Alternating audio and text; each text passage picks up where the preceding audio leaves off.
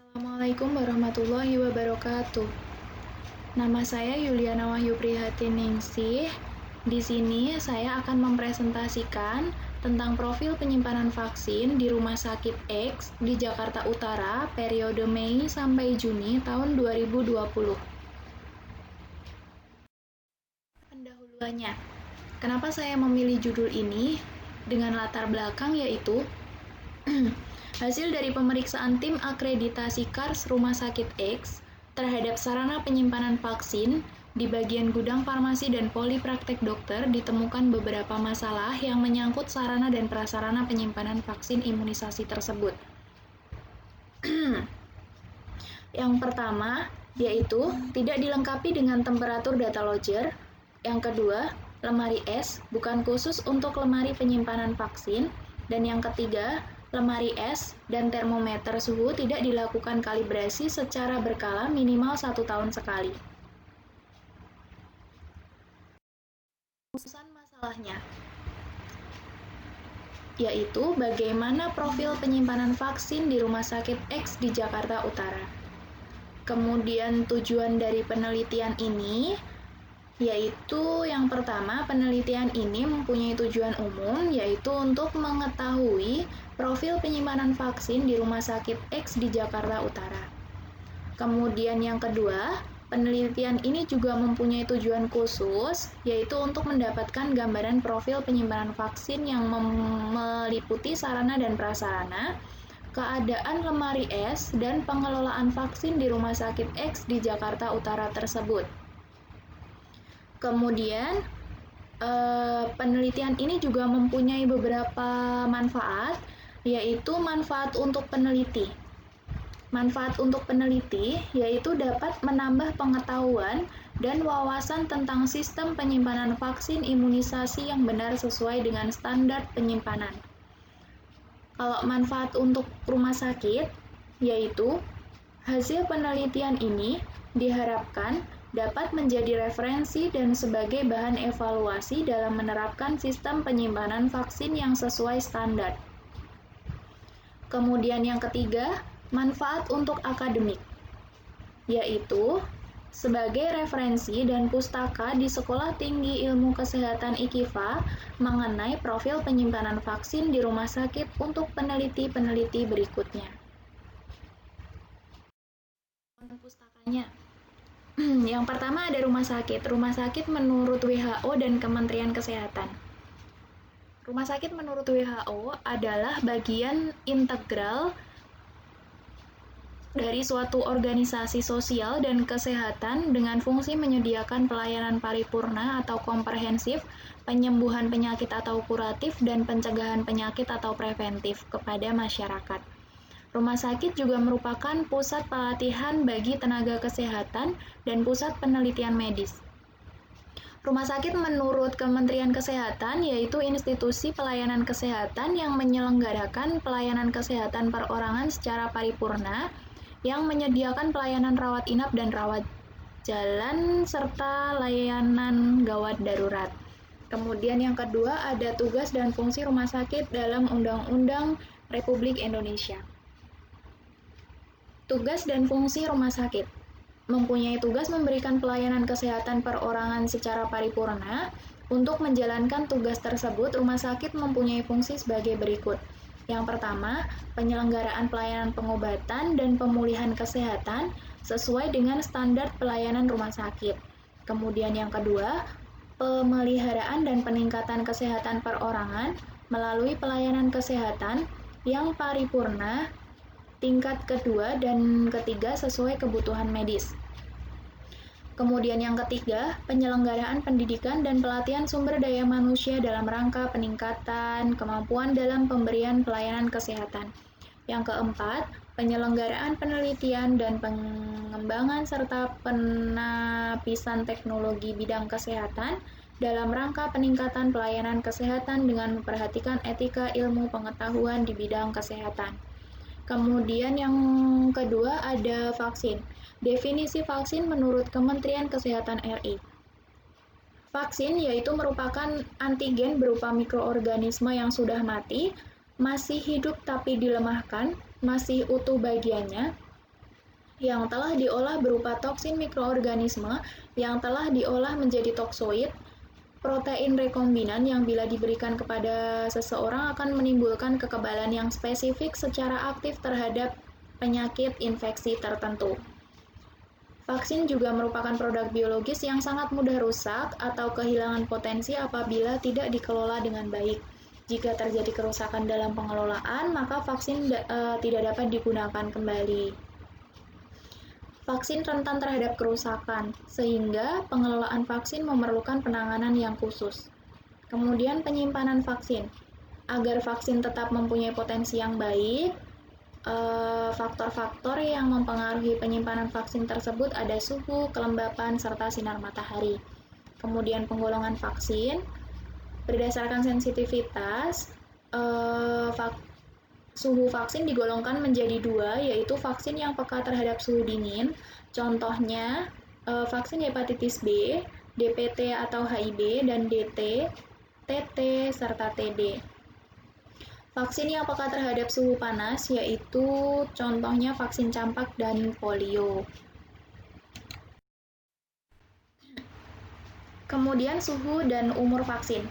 Cara penyimpanan vaksin sesuai standar sangat berpengaruh terhadap umur dan mutu vaksin. Di sini ada yang pertama ada vaksin PCG, itu pada suhu 2-8 derajat Celcius atau minus 15 derajat Celcius sampai dengan minus 25 derajat Celcius, umur vaksinnya 1 tahun. Kemudian polio, itu 2 derajat Celcius sampai 8 derajat Celcius, dan minus 15 derajat Celcius sampai dengan minus 25 derajat Celcius. Kalau yang 2-8 tadi itu mempunyai umur vaksin 6 bulan. Kalau yang minus 15 sampai dengan 25 derajat Celcius itu mempunyai umur 2 tahun. Kemudian vaksin campak. Pada suhu penyimpanan 2-8 derajat Celcius atau minus 15 derajat Celcius sampai dengan minus 25 derajat Celcius, mempunyai umur vaksin yaitu 2 tahun. Kemudian vaksin DPT, itu suhu penyimpanannya 2-8, umurnya 2 tahun. Hepatitis B, itu 2-8 derajat Celcius, 26 bulan. Kemudian vaksin TT, itu 2-8 derajat Celcius, mempunyai umur 2 tahun. Vaksin DT, 2-8 derajat Celcius, 2 tahun. Kemudian vaksin DPT-HB, yaitu 2-8 derajat Celcius, 2 tahun. Kemudian di sini akan dibahas tentang rantai vaksin. Rantai vaksin yaitu sistem rantai dingin merupakan suatu prosedur yang harus dilakukan untuk tetap menjaga suhu vaksin dalam keadaan yang stabil agar keefektifan, keamanan, keampuhan, dan kualitas vaksin tetap terjaga dan penerima mendapatkan manfaat serta mencegah terhadap berbagai penyakit menular. Batas waktu untuk seluruh pengiriman tidak boleh lebih dari 48 jam berdasarkan ketetapan WHO dan tetap memperhatikan sistem rantai dingin untuk setiap jenis vaksin. Peralatan rantai vaksin. Peralatan rantai vaksin di sini yaitu seluruh peralatan yang digunakan dalam pengelolaan vaksin sesuai dengan prosedur untuk menjaga vaksin pada suhu yang telah ditetapkan. Peralatannya yaitu lemari es, alat untuk membawa vaksin, dan kotak dingin cair.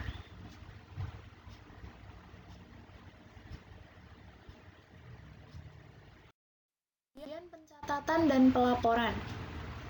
Pencatatan dan pelaporan selain untuk menunjang pelayanan imunisasi juga menjadi dasar untuk membuat perencanaan maupun evaluasi. Alat-alat yang harus dimiliki dalam pencatatan vaksin yaitu buku register imunisasi atau buku berobat pasien.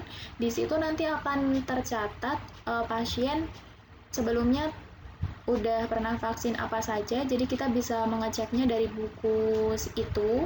Terus kemudian yang kedua ada kartu stok vaksin. Kemudian yang ketiga, buku grafik pencatatan suhu. Itu bisa dilihat dari buku berobat pasien tersebut. Kemudian yang keempat, buku pencatatan pengeluaran vaksin yang dilakukan oleh perawat pada saat akan menyuntikkan vaksin. Kemudian metode penelitian. Metode yang digunakan pada penelitian ini yaitu deskriptif kuratif. Kerangka konsepnya, variabel penelitian ini yaitu evaluasi profil penyimpanan vaksin di instalasi farmasi Rumah Sakit X di Jakarta Utara periode Mei 2020 sampai Juni 2020. Kemudian definisi operasionalnya itu ada 4, yaitu yang pertama profil penyimpanan vaksin, yaitu gambaran penyimpanan vaksin yang meliputi sarana dan prasarana, keadaan lemari es pengelolaan vaksin. Nanti ditentukan dengan skala nominal. Yang kedua, sarana dan prasarana penyimpanan vaksin, yaitu faktor-faktor yang dibutuhkan dalam standar prosedur penyimpanan vaksin, dinyatakan dalam skala nominal. Yang ketiga, keadaan lemari, kondisi lemari es, pintu buka depan atau pintu buka atas sebagai tempat penyimpanan vaksin. Kemudian jenis lemari es, nanti dinyatakan dengan skala nominal. Yang keempat, pengelolaan penyimpanan vaksin, suatu proses rangkaian kegiatan dalam melakukan penyimpanan vaksin tersebut, dinyatakan dalam skala nominal. Penelitiannya deskriptif, lokasinya di Rumah Sakit X di Jakarta Utara, waktu penelitiannya Mei sampai Juni 2020. Alat-alat yang digunakan ballpoint, kalkulator, lembar observasi, bahannya lemari es untuk penyimpanan vaksin di Rumah Sakit X di Jakarta Utara. Metode penelitiannya, langkah kerjanya yaitu dilakukan dengan meminta surat izin pengambilan data, pengumpulan berkas, pengelolaan data, pengambilan hasil dan penyajian data. Prosedur penelitiannya yaitu penelitian ini dimulai dengan mengajukan surat izin tertulis untuk melakukan penelitian dari kampus Sekolah Tinggi Kesehatan Ilmu IKIFA kepada pihak rumah sakit. Yang kedua, setelah izin diberikan, peneliti akan melakukan observasi atau pengamatan langsung ke tempat penelitian. Hasil observasi atau pengamatan langsung selanjutnya akan disesuaikan dengan lembar observasi yang sudah dibuat terlebih dahulu. Yang keempat, data yang diperoleh selanjutnya dianalisis. Yang kelima, menyimpulkan dan pemberian populasi dan sampel. Populasinya yaitu penelitian ini adalah penyimpanan vaksin imunisasi pada instalasi farmasi Rumah Sakit X di Jakarta Utara. Kemudian sampelnya adalah sistem penyimpanan vaksin imunisasi pada instalasi farmasi Rumah Sakit X di Jakarta Utara meliputi sarana dan prasarana, keadaan lemari es, dan pengelolaan vaksin. Kemudian metode penelitiannya, rancangan analisis data yang diperoleh kemudian nanti akan diolah dan dihitung secara deskriptif dengan menggunakan analisa presentase. Data tersebut kemudian diolah dengan menggunakan rumus jumlah skor yang diperoleh per jumlah skor maksimum dikali 100%, di mana kalau iya sama dengan 1 dan tidak sama dengan 0. Dengan kriteria penilaian baik sama dengan lebih dari 75% dan cukup baik 60-75%, kurang baik kurang dari 60%. Dengan kodenya disimbolkan dengan rumusnya disimbolkan dengan P sama dengan X per N kali 100%. Keterangannya, P itu adalah persentase, X itu adalah jumlah jawaban yang benar, dan N itu adalah jumlah jawaban seluruh item soal. Sekian presentasi dari saya, terima kasih. Wassalamualaikum warahmatullahi wabarakatuh.